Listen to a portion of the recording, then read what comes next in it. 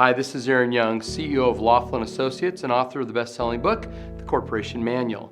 You know, there's some critical things to understand about how your board of directors works, and whether you're a corporation or an LLC, it's important to understand your separate role as a board member versus an officer.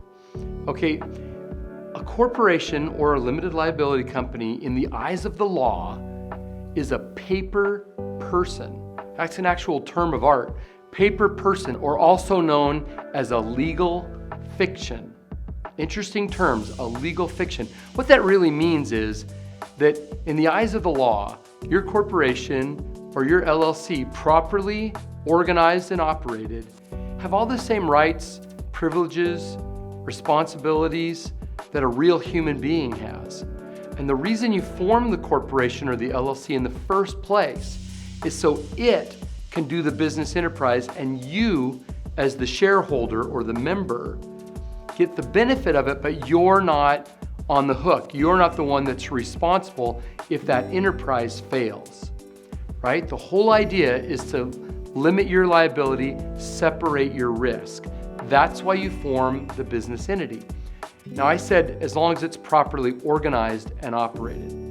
So all the visioning, all the dreaming, all the planning for your corporation or your LLC is done by the board of directors. The board of directors is the brain for that paper person. See, the paper person has all these rights and responsibilities, but it can't think for itself, and it can't speak for itself. That's what the board of directors does. It thinks for the business, and then the corporate record book does the speaking. In other words, all the discussion, who made the decisions, what the decisions were, when they happened, where they happened, why they happened, is all in your corporate record book. Now, the book has several things, two of which are super important. The first part of your corporate record book that's really critical is the section titled Minutes. When the board of directors meets, which should be regularly, not just once a year, you need to have a board meeting at or near the time of any major decision. So, when the board meets, the minutes say things like this: on this day, this date, in this place, at this time, this person or these people met together as a board of directors. And if there's multiple members of the board, you need to make sure that you have a quorum.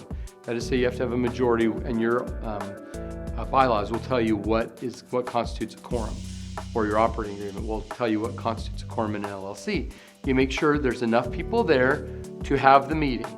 Then you talk about stuff, and the minutes are, this is all the stuff we talked about.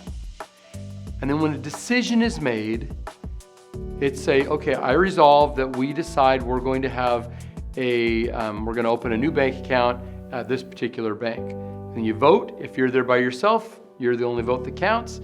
But if there's multiple people, you have a vote. And then, okay, that was passed, that resolution passed, and it's written up in a very specific legal format and placed in the other section of the book that's critical, called resolutions. So you have a minutes section and you have a resolution section. The minutes are the memory of the business, and the resolutions are the permission slips, the decisions, and the permission to the officer to go and do the thing that the board has decided is the right thing for the business. You, if you're like almost all closely held companies in this country, you know, you may be the only shareholder, the only board member, the only officer, the only employee. It doesn't matter. There's a legal way of following the rules. Once a year, as a shareholder, you vote in the board. That's maybe just you. As a board member, all the visioning, all the thinking, all the planning is done by you. When you have those visioning thoughts, you need to put them down onto paper as minutes. When you make decisions, you write them down as resolutions, and they get written out and put in your corporate record book. Then you, as the officer, as the president, as the chief cook and bottle washer, go do the work. Okay? Remember these things. When you are switching from shareholder to director to officer, you're changing hats. Still you, change hats.